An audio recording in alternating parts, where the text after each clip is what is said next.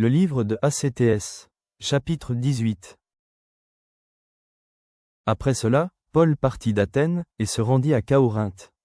Il y trouva un juif nommé Aquila, originaire du Pont, récemment arrivé d'Italie avec sa femme Priscille, parce que Claude avait ordonné à tous les juifs de sortir de Rome. Il se lia avec eux, et, comme il avait le même métier, il demeura chez eux et y travailla. Ils étaient faiseurs de tentes. Paul discourait dans la synagogue chaque sabbat, et il persuadait des Juifs et des Grecs. Mais quand Silas et Timothée furent arrivés de la Macédoine, il se donna tout entier à la parole, attestant aux Juifs que Jésus était le Christ. Les Juifs faisant alors de l'opposition et se livrant à des injures, Paul secoua ses vêtements, et leur dit, « Que votre sang retombe sur votre tête.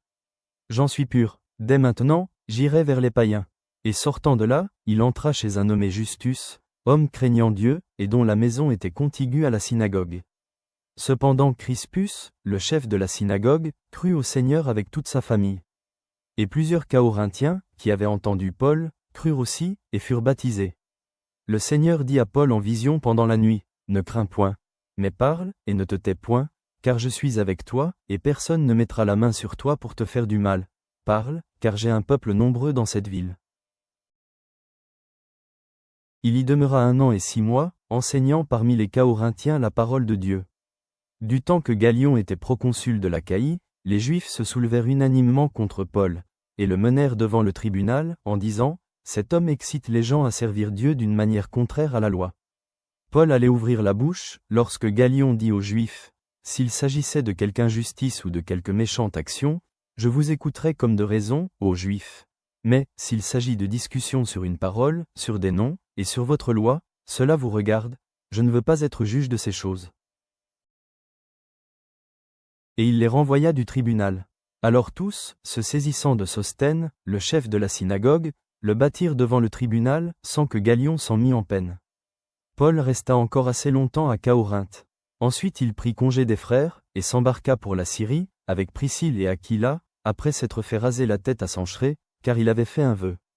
Ils arrivèrent à Éphèse, et Paul y laissa ses compagnons. Étant entré dans la synagogue, il s'entretint avec les Juifs, qui le prièrent de prolonger son séjour.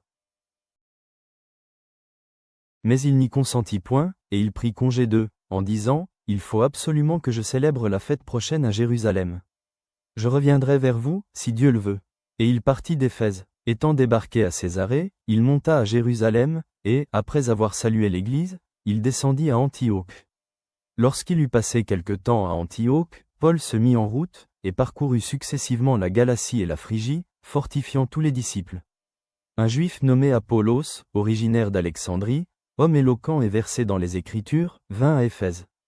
Il était instruit dans la voie du Seigneur, et, fervent d'esprit, il annonçait et enseignait avec exactitude ce qui concerne Jésus, bien qu'il ne connût que le baptême de Jean. Il se mit à parler librement dans la synagogue.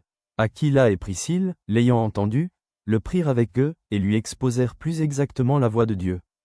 Comme il voulait passer en Achaïe, les frères l'y encouragèrent, et écrivirent aux disciples de le bien recevoir. Quand il fut arrivé, il se rendit, par la grâce de Dieu, très utile à ceux qui avaient cru, car il réfutait vivement les Juifs en public, démontrant par les Écritures que Jésus est le Christ. Cher Dieu, nous te remercions pour l'exemple de courage et de persévérance dont Paul a fait preuve dans sa mission de répandre l'Évangile. Aide-nous à être audacieux dans notre foi, en nous appuyant sur ta protection et ta direction lorsque nous partageons ton amour avec les autres. Permets-nous de chercher la communion et le soutien au sein de notre communauté, comme Paul l'a fait avec Aquila et Priscille, et de nous encourager mutuellement dans notre marche avec toi. Que ton esprit nous guide vers toute vérité. Amen.